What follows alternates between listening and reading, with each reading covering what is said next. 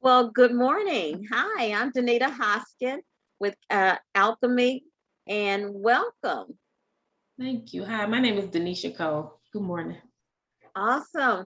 Well, Denisha, we are recording, and you and I will be spending 30 minutes together. And I tell you, I found that it just goes really fast. So I'm just going to jump right into the questions if that's okay with you. That's fine. Perfect. Thank you.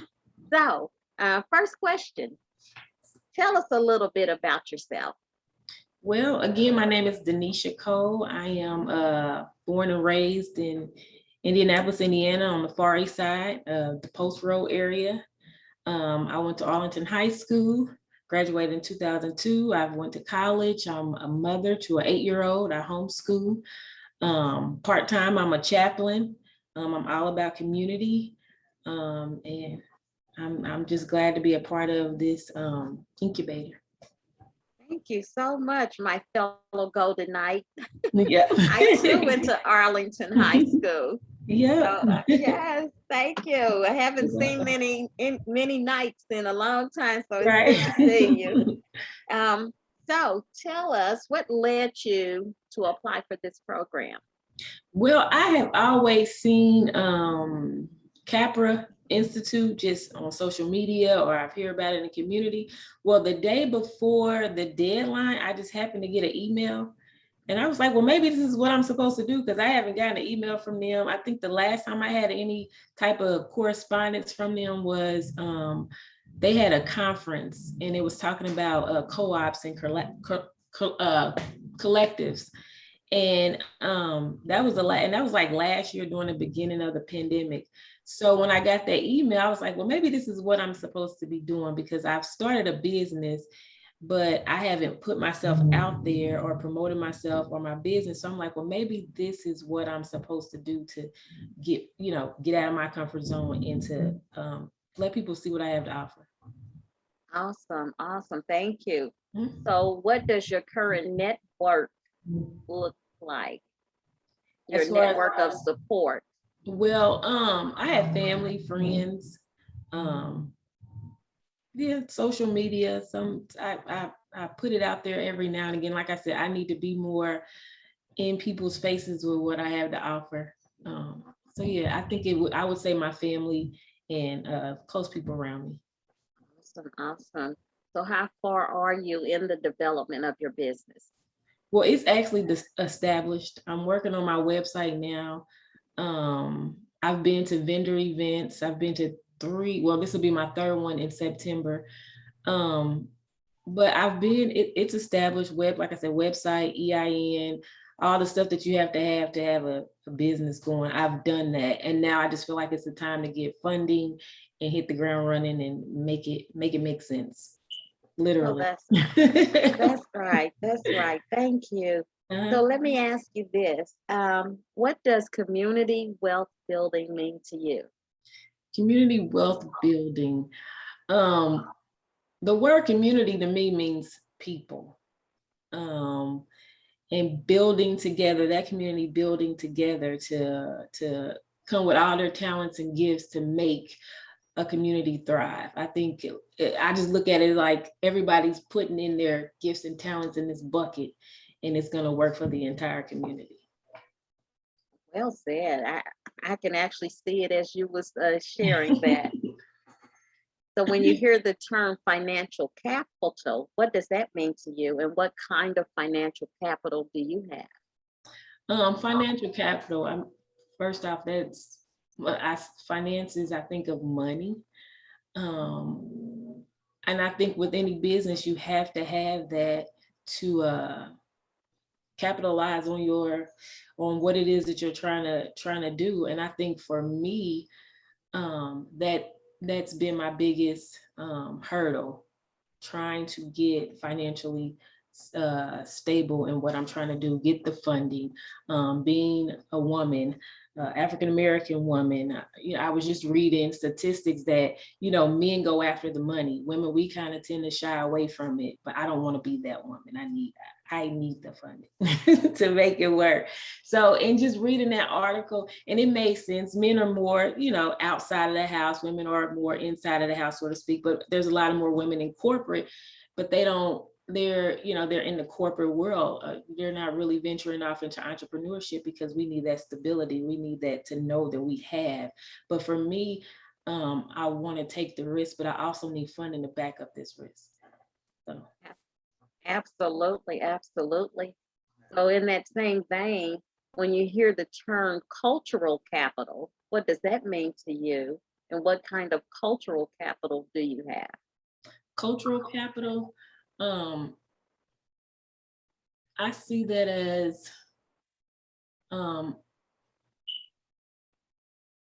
I guess what I have to bring to the table, what I've gathered over the years, experience, being culturally grounded in what it is that I believe. I believe I bring a lot of that into my products as well, just because I deal with a lot of essential oils and herbs and carrier oils. So I just believe in, my biggest thing is your skin is your biggest organ.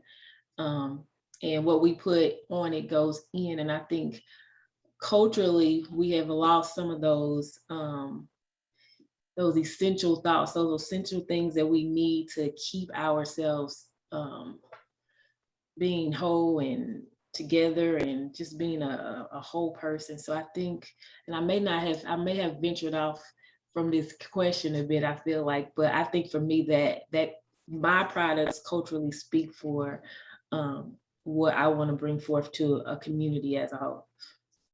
No, and you definitely didn't venture off. So thank you for that.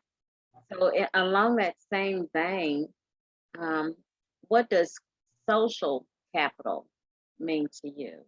Having people to back you up, having that like Kheprw, social capital, people banding together, coming behind what it is that you're doing. You need that. And I didn't realize that till probably a couple years ago when I was in a urban ag class, and they had all these different people coming in talking to us, and that was social capital. Those were people that was coming alongside of us to help us do what it is that we were trying to do. So what kind of social capital do you have? Well, Kheprw, I believe, Okay. family, different organizations that I know and that I'm connected with. I believe those are social capital. Absolutely, absolutely. One more question in that particular vein. Mhm. So when you hear the term intellectual capital, what does that mean to you? What kind of intellectual capital do you want to have? The brain, the knowledge of knowing exactly what I'm pushing forward. Like I said, my brand is dealing with essential oils and carrier oils. So I want, and I have, but I want to continue the education on knowing the body, the skin, and how it works. So I think that will be a great part of my business, is being able to not only sell to you, but educate you at the same time. Awesome, awesome. So Denisha, what are the main challenges you feel your community has or faces? I think togetherness. Again, that community wealth building. I think for the African American community, we have so much talent. We have so much wherewith. We have so much, like, we're very creative. But I think we don't come together with those things collectively. It's this is mine, this is yours, this might be ours, but it's never and you see other communities coming together and thriving. My greatest desire, my prayer is that we collectively come together and just make one big boom, and everything just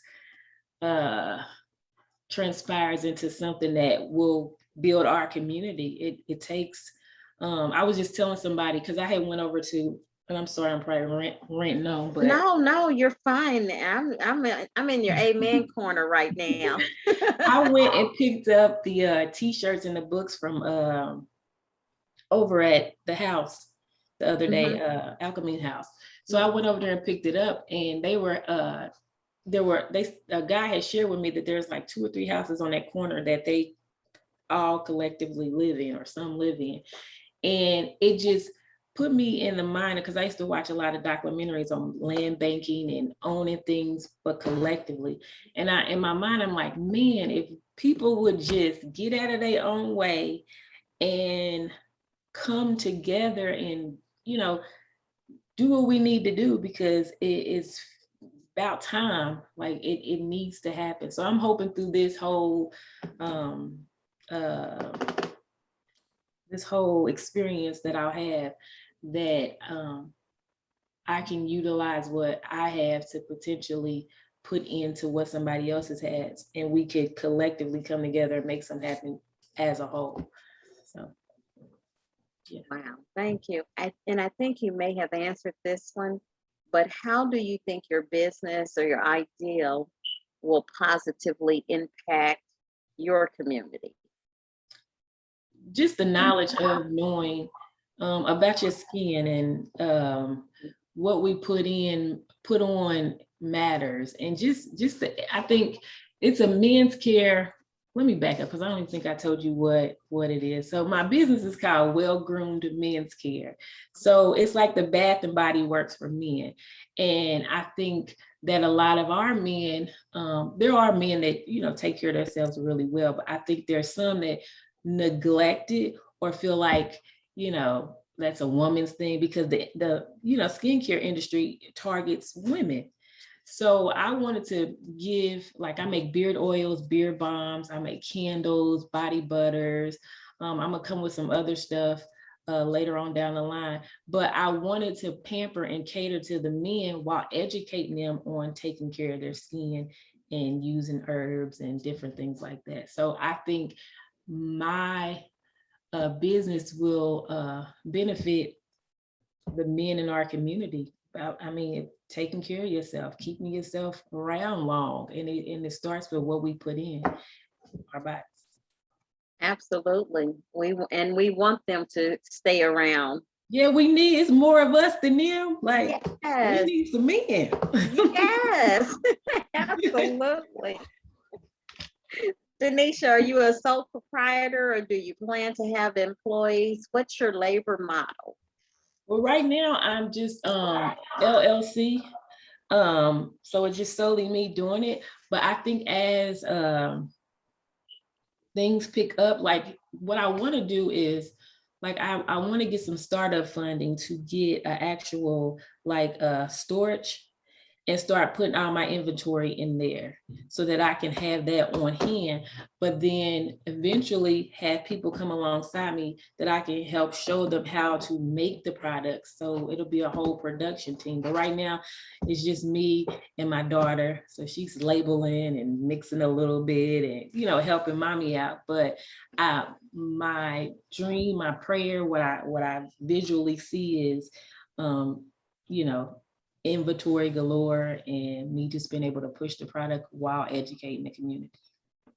Wow, awesome. And creating the legacy for your daughter and those to Exactly. come after you. I love Yep. it. Thank you for sharing that with Mhm. me. So, what do you hope to learn from this experience? Do you want to learn marketing, management, more technical assistance, social, you know? I what think do for you- me, it would be all those that you just said and many more. I think I shy away from pushing myself out there and Mhm. promoting what I have when I know it's a good brand. So for me, it would be that push, that promoting what I have, getting business minded, managing, money. Because I come from spenders. We got it, we spend it. Like, I need to be able to manage it, see it grow, save it, and leave some for my daughter. So I think for me, just the whole business aspect of it, just getting grounded in that and just being a savvy businesswoman. Okay, so I heard marketing, management experience. Bookkeeping, whatever comes with making this thing continue to move, whatever oil is needed, I need it. No pun intended, huh? Not at all. I love it. Right. Denisha, so do you have any other thoughts? Not at the moment. I'm just super excited about this whole journey. Like I said, I just got an email and was like, today's the last day. And I'm like, well, let me just hurry up and fill this out. So I think it's not by chance. I was supposed to be. So I'm going to ride this wave, go with the flow, and see what the good Lord does in it. So yeah. Wow, I love it. Thank you so very much, You're welcome. my fellow knight and my fellow cohort in this Yes. initiative. I I'm grateful to be able to speak with you today. Likewise. You are inspirational, Thank and you. I appreciate you.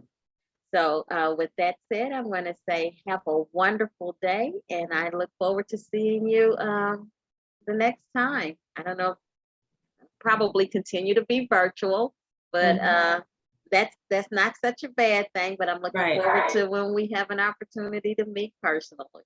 Likewise. You have a good day. All right. Thank you, Denisha. You're welcome. Bye now.